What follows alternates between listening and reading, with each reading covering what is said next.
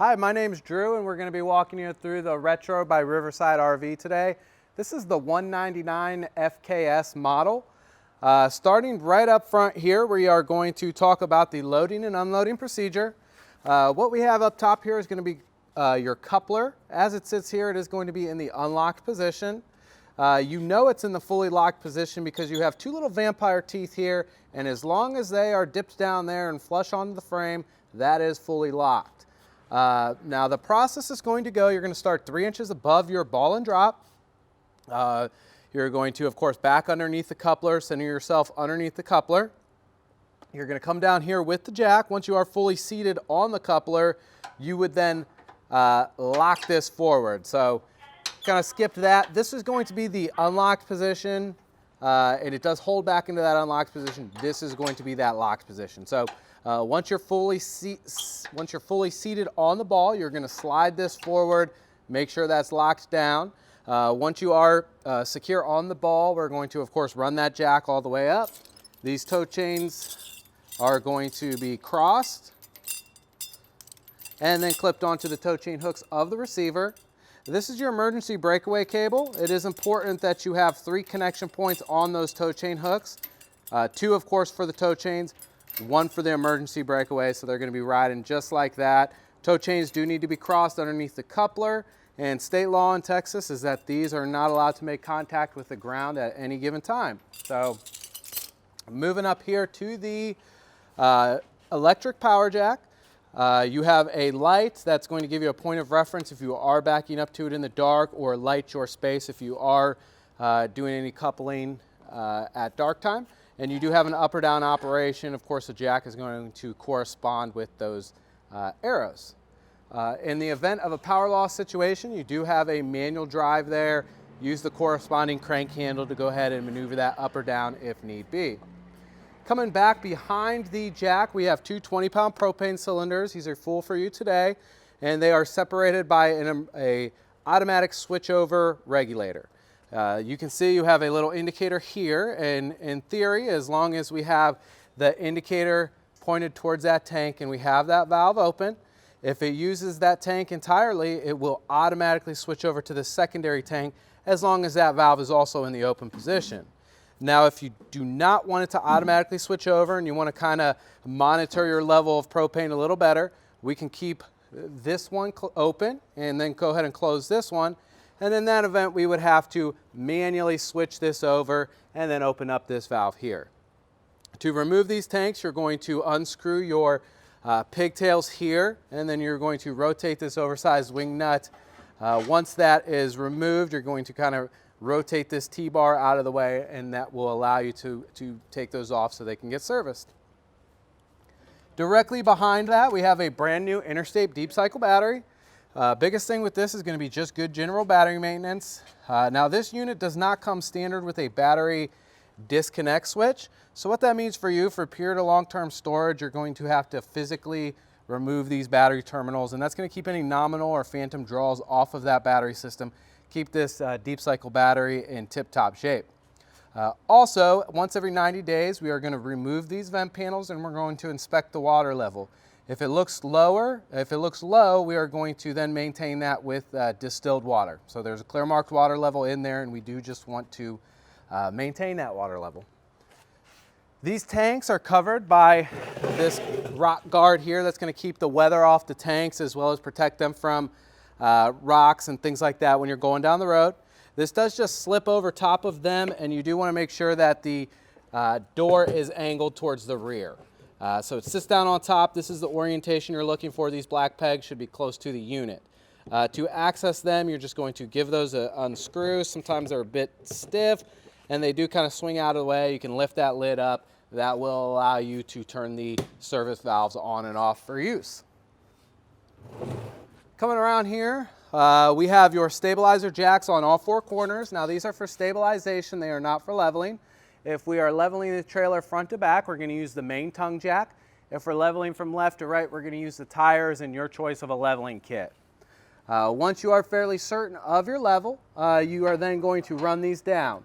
Now we're going to want to handle these with a light touch. They will last or stay in better condition longer if you do you know, handle them with a light touch. So come down, make contact with the pavement, maybe a quarter turn more, just to shore up that floor, keep it from feeling like you're walking around on the suspension. Same on the way up. They're not going to work themselves loose or anything like that. As long as they're snug, they'll be fine for travel. That brings us to your 6-gallon capacity Suburban water heater here. Manufacturer recommends 2 very specific things with these units. Number 1 is, of course, anytime the unit is going to be in storage for more than 7 days, we do need to drain that water out of the tank separate from the rest of the freshwater system. They also recommend that since it's going to be empty, when you initially start your trip, that you do have to prime this or feed 6 gallons of water to it before you use it. So starting with that draining procedure, it's of course very important that we do give it ample time to cool down, minimum of 3 to 4 hours. Once you are certain that it has reached a workable temperature, we do need to depressurize it. Now you can either depressurize it using the high pressure relief valve here, or you can use the hot side of any fixture, whether that be inside or outside of the unit. So what you would do there is you're going to cut the flow of water into the unit.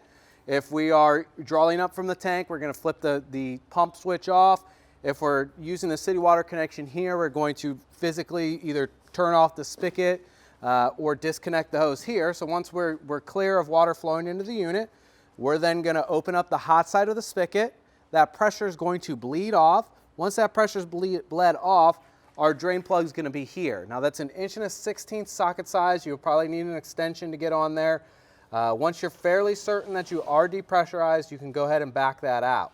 Now this drain plug also plays double duty. It's not only your drain plug, but it's your anode rod as well. An anode rod acts like a magnet for hard water deposits and calcification. They deposit onto that as opposed to the inside of the water heater. Now it is a consumable part. I would expect to get a year or 2 in between anode rod changes. You will be well aware of the condition because it's going to be staring you in the face every time you drain it. And again, a reminder, you are going to be draining the water heater anytime the unit is going to be in storage for more than 7 days. Now behind your regulator here, you're going to find a toggle switch marked on and off. Now this is a dual source water heater, and that means it runs on not only 110 volt electricity, but propane gas with 12 volt ignition. This switch here controls your 110 volt heating element. You can run both at the same time, that's no issues. I find the biggest thing here that kind of throws people for a loop is they actually forget to turn it off when they're done using it. So just make sure that before you drain it, if you are running that on 110 volt electricity, that you do physically turn that toggle switch in the off position. Other than that, very easy to close the door here. Just line that tab up with the slot, give it a quarter turn there. That's going to keep that door shut. But it does bring up a good point is that you do have these openings here. Mud daubers, flying insects, wasps, things like that, they are attracted to the smell of propane. So what they do is they crawl up here into the burn tube of the unit and they make their dirt nest as close to that flow of propane as they can. So for these particular grading here and these louvers, we do need to add some sort of screening material, whether that be some standard stainless steel screen mesh or the aftermarket options available. We do want to not only protect the water heater, but all of the propane appliances with the unit. Jumping over here to your water connections, this one up top here is going to be your freshwater connection. That is how we're going to fill the holding tank on board. If you're doing any boondocking, off-grid option, dry camping, anything like that, we're going to go ahead and use this tank here. So you're going to stick a drinking water hose directly in there, fill it up till it overflows. Once it's full, go ahead and cap it off. And we do need to use that onboard water pump to make that water usable, draw it up from the tank into the fixture. And that switch is going to be on the inside. We'll, of course, show you that when we do reach the inside. Now this next one, this is city water. This is what you're going to use. Again, in the capacity of an RV park or anywhere where you have access to full-time running water. City water is pressurized directly from the line. More often than not, it is overpressurized. You're looking for a working pressure of anywhere between 40 to 75 psi. We do include a water pressure regulator for you. That's going to keep that water pressure regulated in between 40 and 50 PSI. So if that happens to not be enough water pressure for your liking, you can either upgrade to an adjustable water pressure regulator or a high flow water pressure regulator. Either way, that water pressure regulator is going to go onto the spigot side of the hose, so it's going to be as close to the water source as possible. Then your hose is going to hook onto that water pressure regulator, and then your hose then hooks onto the camper here by rotating this trailer bound connection. Reason being for that is I do like to keep as much weight off of these trailer bound connections as possible. Now coming down here underneath the slide, we have your first dump valve. This is going to be a standard blade X valve with a bayonet fitting there. This is in the closed position, so to open it, it would just be a 6-inch pull towards the rear of the camper. Now this is going to be for your gray water. Gray water is going to be anything that comes from the sink or the shower, relatively clean water. Bayonet style fitting here does have 4 prongs along the outside, 2 keyholes. You're just going to put that cap in the halfway position, give it a 1/4 inch turn. Same with your sewage hose. Your sewage hose is going to connect the very same way that that cap comes off. So that should be pretty straightforward there. Low point drains and freshwater drain are going to be on the other side. I was just taking a look. We'll go ahead and make sure we get eyes on that for you when we get to there. While we're here at the slide out, let's talk about slide out maintenance and then kind of transition to overall general structural maintenance of the unit. Now you can see these tracks top to bottom. You also have a set of tracks there on the other side. It's important for us every 90 days that we do lubricate these tracks. What you're going to use is going to be a dry silicone lubricant, PTFE silicone lubricant. That will work just fine. We're going to spray these tracks down. Again, top to bottom, left to right. We're going to run the slide in and out a few times to distribute that lubricant, and then we're going to be good for the next 90 days. In that same breath, we are also going to condition these seals, which is going to be, you're going to use a separate product, which is going to be an RV grade seal conditioner. You will, of course, ultimately follow the directions on the bottle, but what they might look like is you're going to spray those down, let that product sit for a few minutes, wipe off any excess, and then again, you will be taken care of for the next 90 days. Do not forget that you not only have these seals running 360 degrees around the slide here on the outside, but you also do have a set of seals there on the inside because that slide does seal in both directions, so just keep that in mind. Moving on here. And again, I'm going to kind of dip down low here, and we have your black water dump valve here. Not really much that differentiates this from the gray water in terms of function, but a little bit, you know, some further points to stress. This is your black water holding tank. Solid body waste, anything that comes from the toilet is going to be your black water. Now what that means for you is, so what that means for you is that you're going to keep this black water in the closed position, this black water valve in the closed position. We're going to use the onboard water pump or the onboard monitor panel to then go ahead and monitor that level of full and only dump as necessary. So it's very important that we keep that solid body waste in as wet or flowing condition as we can. That black water is going to be this handle that is essentially staring you right here in the face. So it is, again, very important that we keep that in as wet or flowing condition as we can.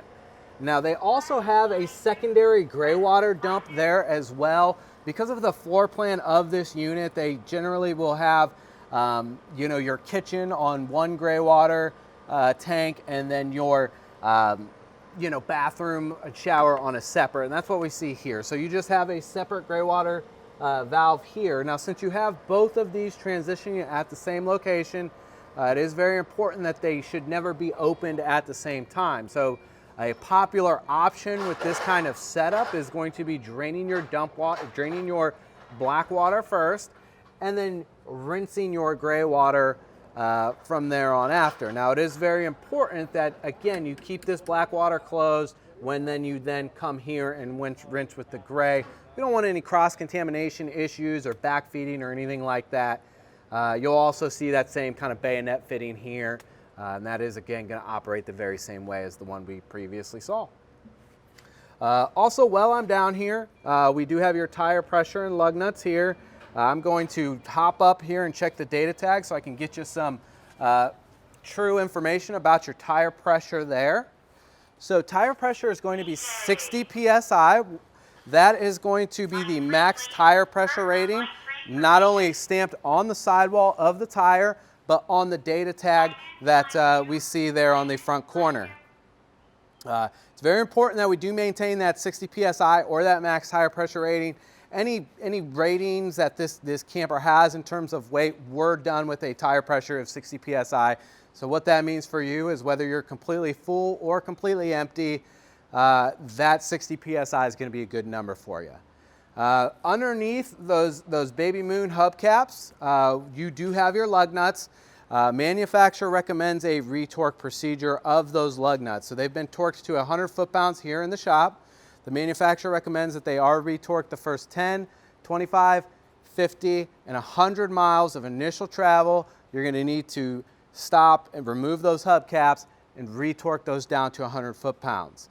Manufacturer then further recommends that at the start of each trip thereon after, we do check and make sure that they are maintaining that 100 foot-pounds of torque.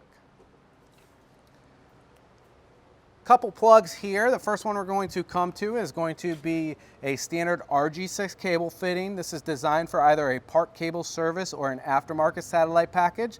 Some higher-end campgrounds will provide that service, as well as just about every satellite provider is offering a package geared specifically towards RVers. Either way, that's going to be the inlet of those services. The outlet is going to be at the designated TV area of the camper. And then right beside that, we have a portable solar plug.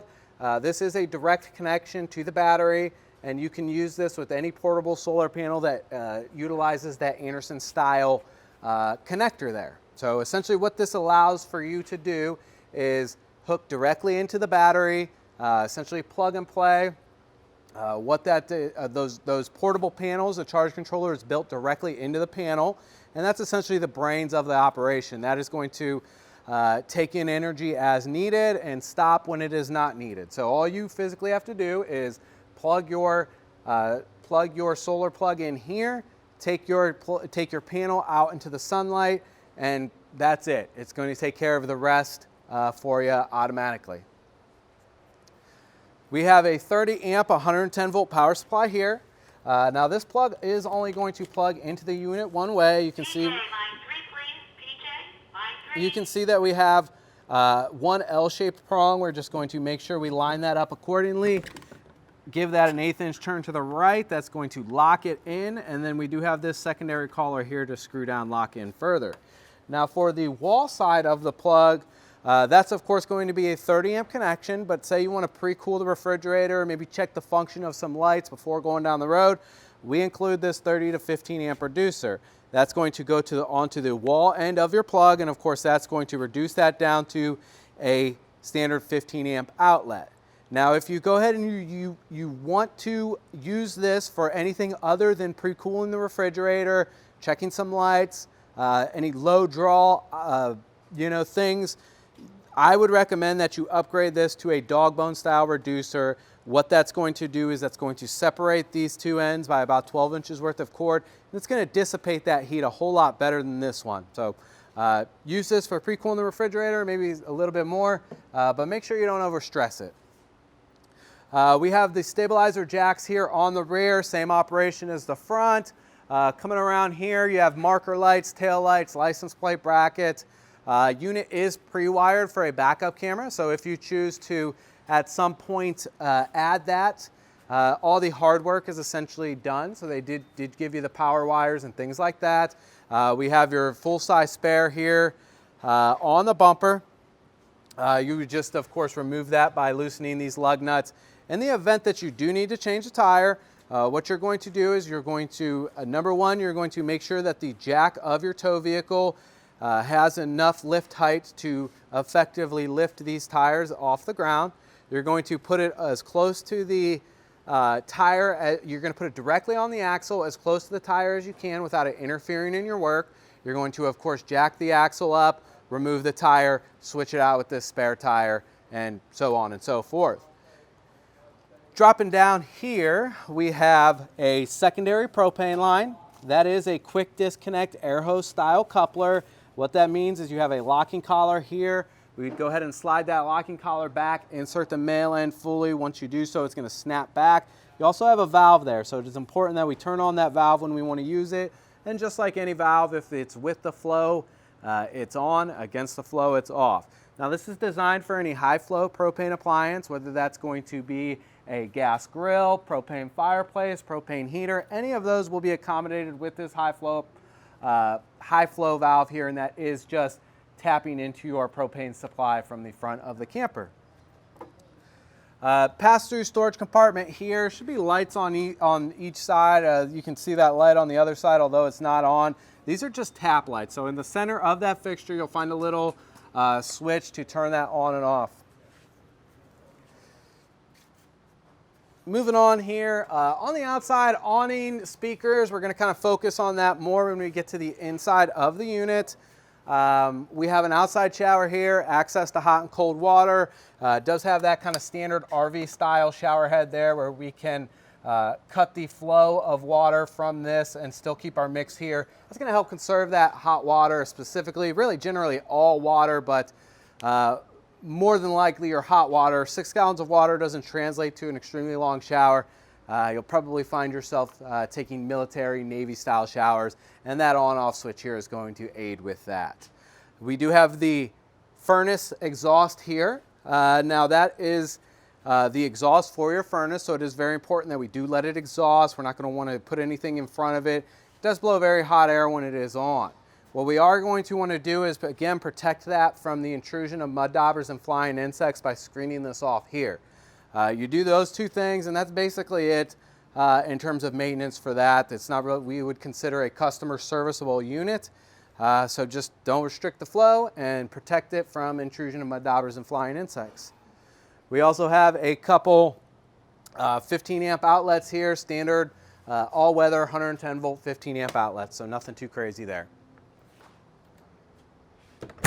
Gonna go ahead and shut the door. Steps are bottom steps going to fold up first, and then these just kind of fold in like so, and then when you do remove them, that is down and out. I do believe that pretty much covers the exterior of the unit. We're gonna hop on the inside, start going over that stuff in there. Alrighty, so here on the interior of the unit, we're gonna start right here by the entry door. We have quite a bit going on here in terms of function. So they're combining quite a bit here. You got your convenience center, courtesy panel, goes by many names. You have your water heater, water pump switch, your lights, your awning slide, or your slide in and out switch, and your awning retract. So starting with your courtesy panel here, this is going to give you a real-time readout of the level of charge that your battery is, the fullness of your tanks, and so on and so forth. So battery is full. That's going to be this lower scale here. That stands for low, fair, good, and charged. And to get a true readout of where your battery sits, you do need to unplug from shore power and then go ahead and use this button to test. Fresh water is going to be is reading full now. We do have a full tank of water, and that's empty, two-thirds full. Black water is empty, gray water is empty, secondary gray water is empty. Water heater switch is here. If I go ahead and turn that on, you can see this DSI fault light comes on with that.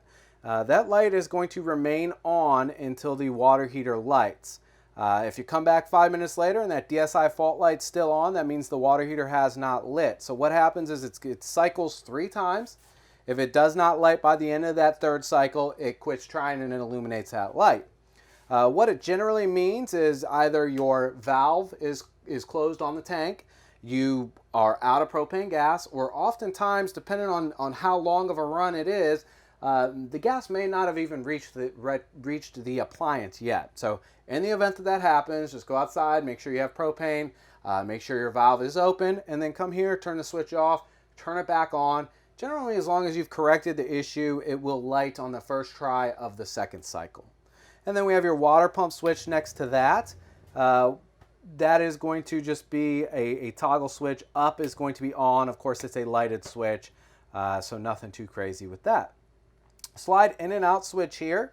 Now this is you're going to hold that switch fully in and fully out. Again, since we have the Schwintek system here, and this is a extremely large slide, we want to pay special attention that we do come fully in or extend it fully on the way out. At all costs, avoid short bursts, partial openings or closings, things like that.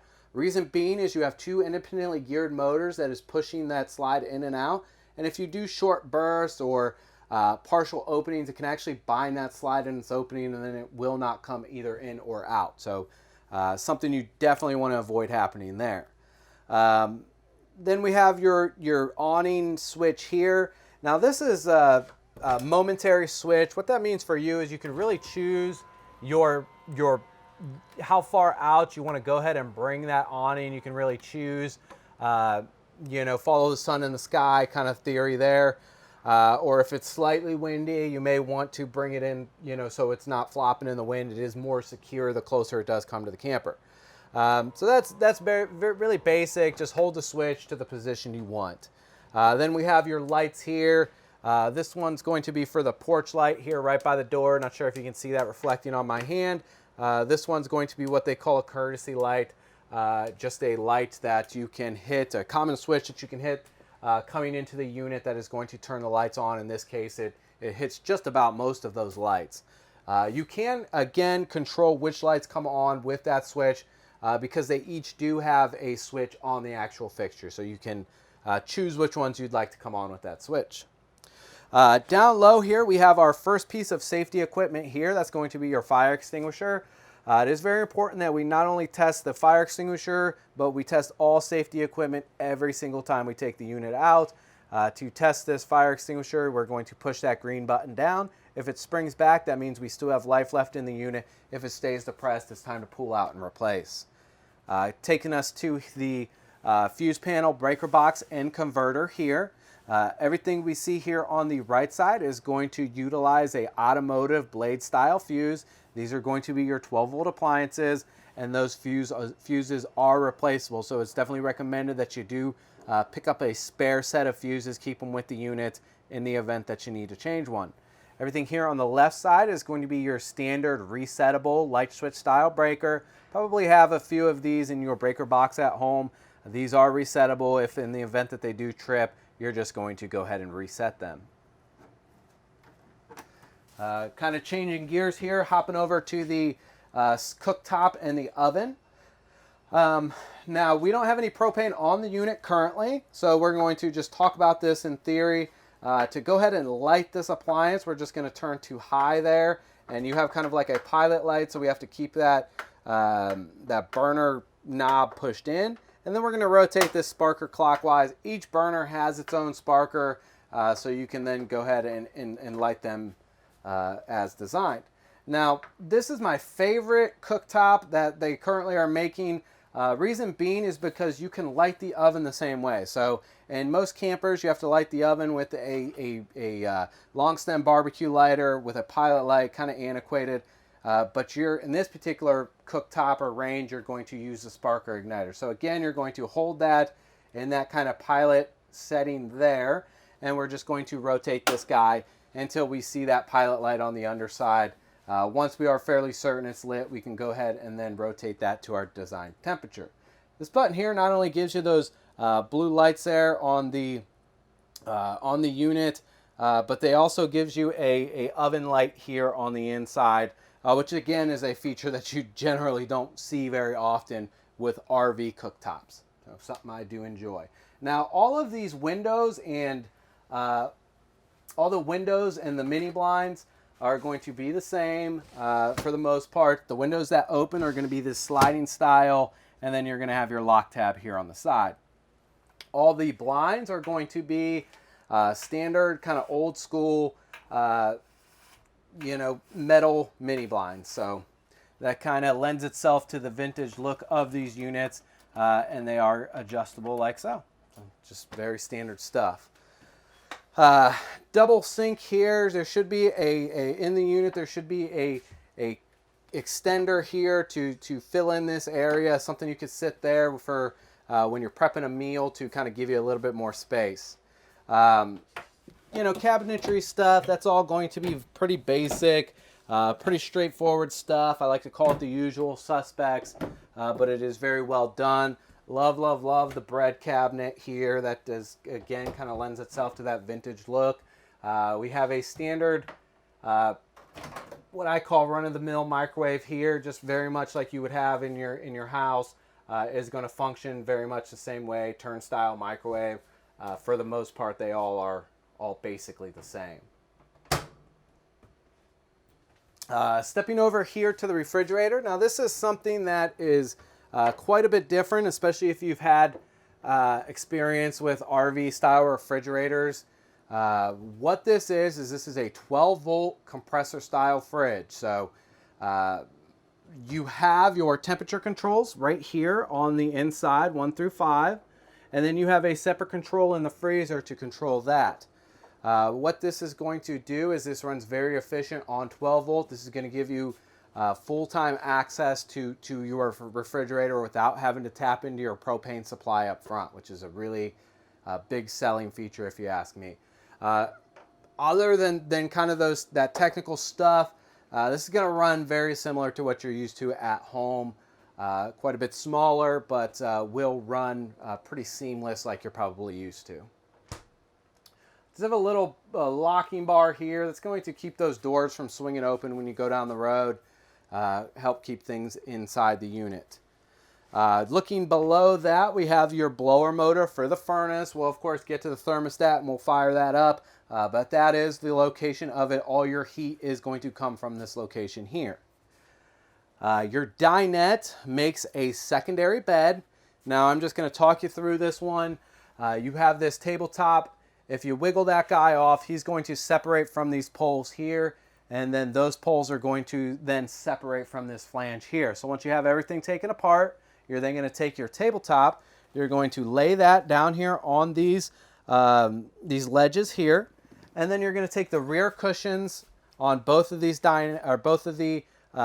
You're going to take the rear cushions and you're going to fill up the space of the tabletop there, and then you have a secondary sleeping area. Under dinette storage, a very efficient use of space, works out very well. Second piece of safety equipment we have here is going to be your 9-volt smoke alarm. What this is going to function very much like you're used to at home. It'll let you know when it needs to be changed. If you have any luck like me, it'll be at like 3 a.m. or better.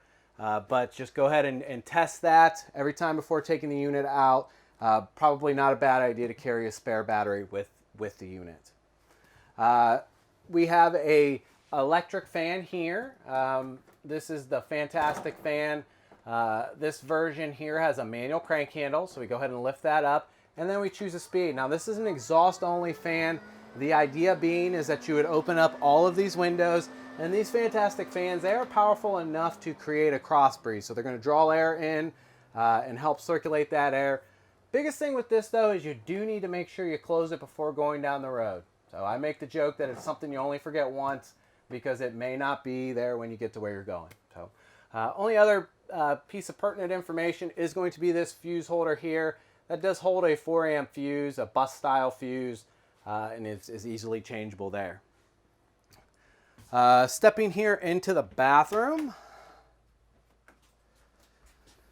we are going to have your main GFI outlet, number one. That you should probably have an outlet similar to this in your bathroom at home. If you see that amber colored light, that means it needs to be reset. That's going to be that middle button there. All the receptacles in this unit are on the same circuit, so if one of them gets overloaded and trips, they all follow suit, and this is going to be that reset point. Also here on the inside, we have your toilet. This is going to be a light press to feed toilet to the bowl, and then a full press to fill it up. Of course, I don't have the water pump on, but you could get the point. So light press to fill up the bowl, full press to flush. Always a good idea to keep some water in the unit. That's going to help keep the bad smells down. during use. Use a RV grade single ply toilet paper, chemical treatment. If you have any questions about those products, consult our parts department. They'd be happy to educate you on what is going to be best for your Blackwater tank here.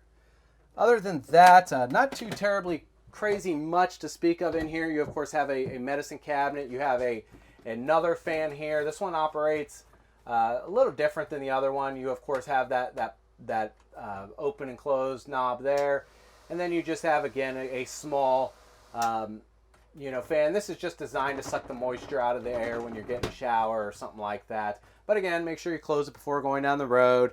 And then again, very kind of basic shower here.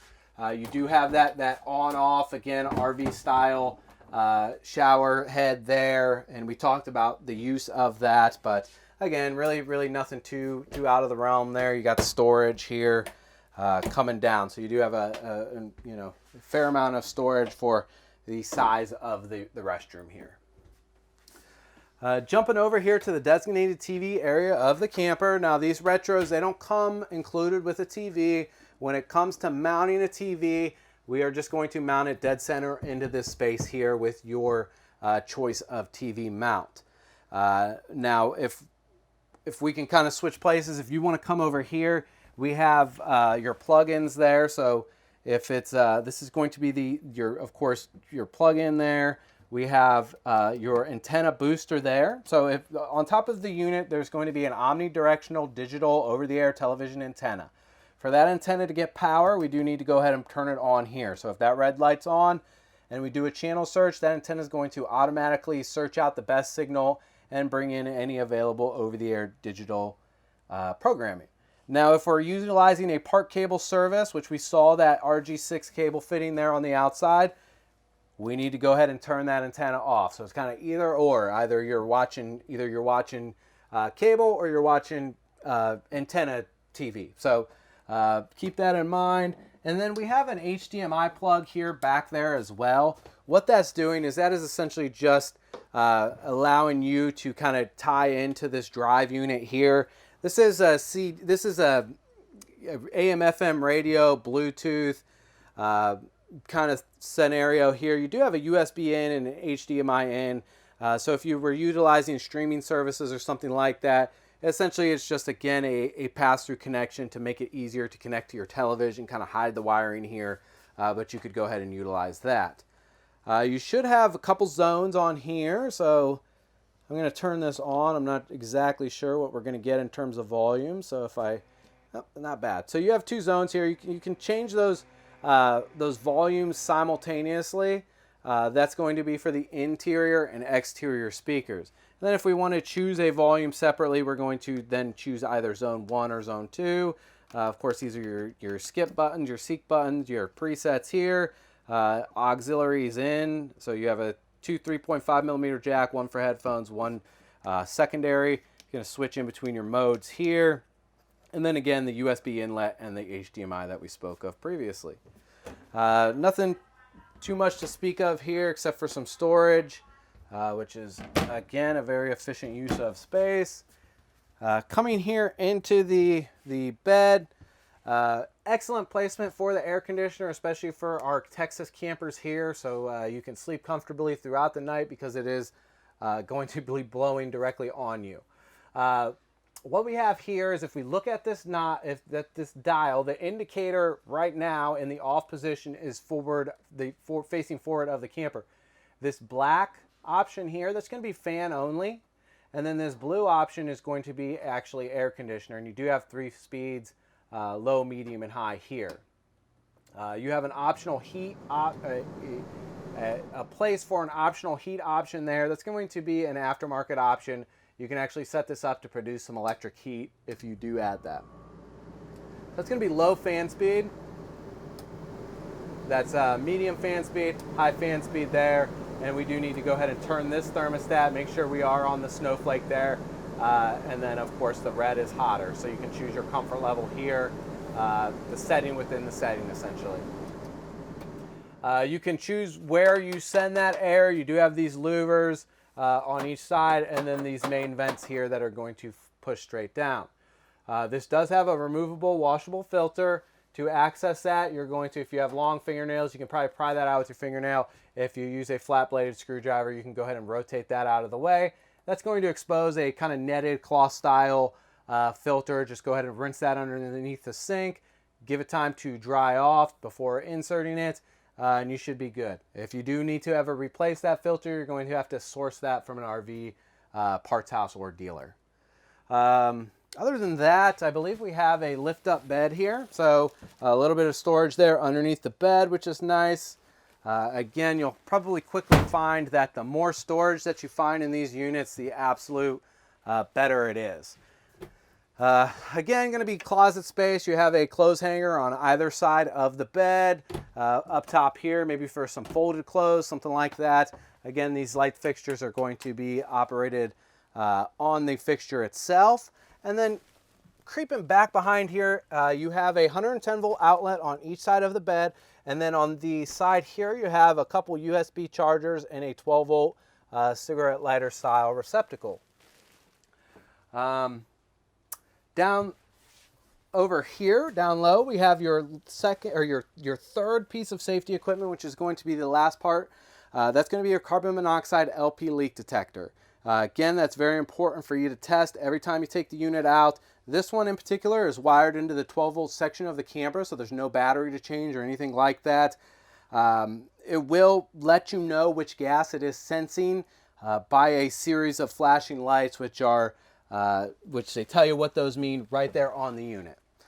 You also have your furnace thermostat here. You're going to turn that on by sliding this knob this way, so it was actually on already. So it's going to be, you're going to turn it to the left. These buttons or these switches are kind of famously stiff. I've actually never seen one break, so don't be afraid to kind of muscle that over.